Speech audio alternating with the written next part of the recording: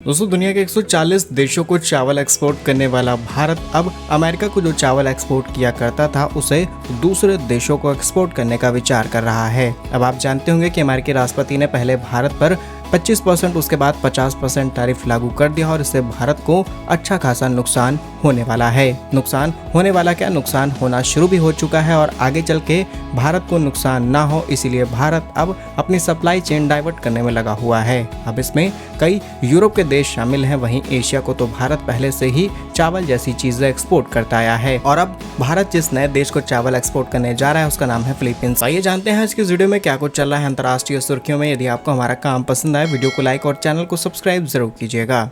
अब भारत अपने चावल को फिलीपींस की तरफ एक्सपोर्ट करने की नई रणनीति बनाना शुरू कर चुका है। फिलीपींस जो कि दुनिया का सबसे बड़ा चावल आयातक देश है, वहीं भारत खुद दुनिया के उन देशों में शामिल है जो कि सबसे ज़्यादा चावल निर्यात करता है और अभी तक भारत ने फिलीपींस के मार्केट को छुआ नहीं था, लेकिन कई पार्टनरशिप रिसेंटली भारत और फिलीपींस के बीच हुई हैं और अब भारत इस मार्केट को भी टारगेट करना शुरू कर चुका है। और अब नजर डालते हैं भारत के प्रोडक्शन, भारत के एक्सपोर्ट पर, उसके बाद बात करेंगे हम फिलीपींस और अमेरिका की। अगर भारत के आंकड़ों पर नजर डाली जाए तो भारत आज दुनिया का दूसरा सबसे बड़ा चावल प्रोड्यूसर देश है। पहले नंबर पर है चाइना, जहां पर भारत ने साल 2022 और 23 में लगभग 1357.55 लाख टन चावल का प्रोडक्शन किया था। लास्ट ईयर ये 23-24 के फाइनेंशियल ईयर में भारत ने 1370 लाख टन चावल का प्रोडक्शन किया था। एक्सपोर्ट्स की बात की जाए तो 23 और 24 में भारत ने लगभग 163 लाख टन चावल एक्सपोर्ट किया। वहीं मार्च 2025 की बात की जाए तो भारत ने सभी रिकॉर्ड्स तोड़ दिया और करीब 158.65 लाख टन चावल एक्सपोर्ट किया।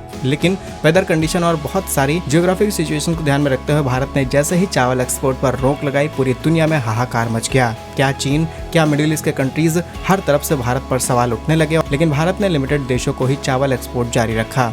अब उसमें एक नाम अमेरिका का भी था और सिर्फ अमेरिका के आंकड़ों पर नजर डाली जाए तो फाइनेंशियल ईयर 24 में भारत ने अमेरिका को लगभग 2.34 लाख टन चावल एक्सपोर्ट किए हैं। इसमें मेनली बासमती राइस एक्सपोर्ट किया गया और टोटल अमेरिका जितना कंज्यूम करता है उसका 5% ग्लोबल डिमांड के हिसाब से भारत एक्सपोर्ट करता है।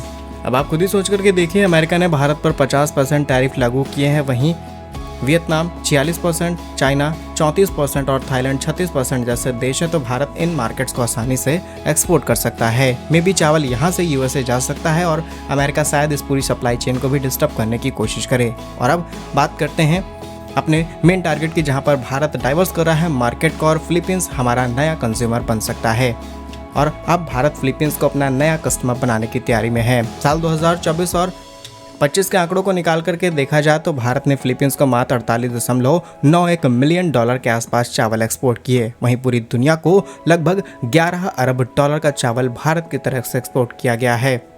लेकिन फिलीपींस जो कि हर साल लगभग 2.5 अरब डॉलर का चावल इंपोर्ट कराता है, भारत का एक्सपोर्ट सिर्फ और सिर्फ इसमें 2% है और भारत इसी बिलियन डॉलर मार्केट को टारगेट करना चाहता है। दूसरा पॉइंट, फिलीपींस की कुल एग्रीकल्चर इंपोर्ट 2024 में 20 अरब डॉलर की थी, जिसमें भारत का योगदान अब तक केवल 413 million US dollar less than 2% के आसपास है। इसमें मेनली मांस, मूंगफली, तंबाकू, चावल शामिल है। पॉइंट नंबर 3, नई रणनीति के तहत भारत चावल, प्याज, आलू, मूंगफली, मीट जैसे प्रमुख चीजों को बड़े लेवल पर एक्सपोर्ट करना शुरू करेगा फिलीपींस को और इससे हमारे एक्सपोर्ट्स के नए रास्ते खुल जाएंगे।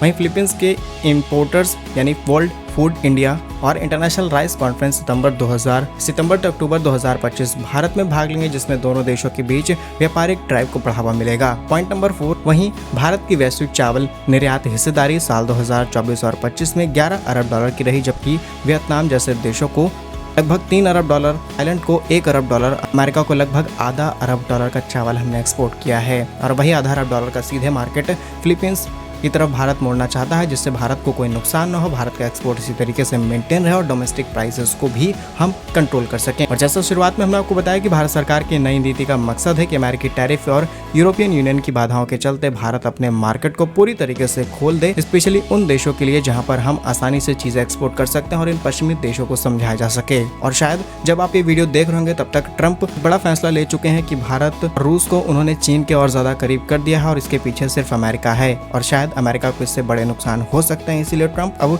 भारत को बहुत अच्छा अपना दोस्त बताना शुरू कर रहे हैं। बाकी क्या कुछ कहना है भारत की इस नई नीति पर कमेंट्स में अपनी राय जरूर दीजिएगा। ऐसे ही वीडियोस पाने के लिए वीडियो को लाइक, चैनल को सब्सक्राइब जरूर करें। पूरा वीडियो देखने के लिए धन्यवाद। जय हिंद।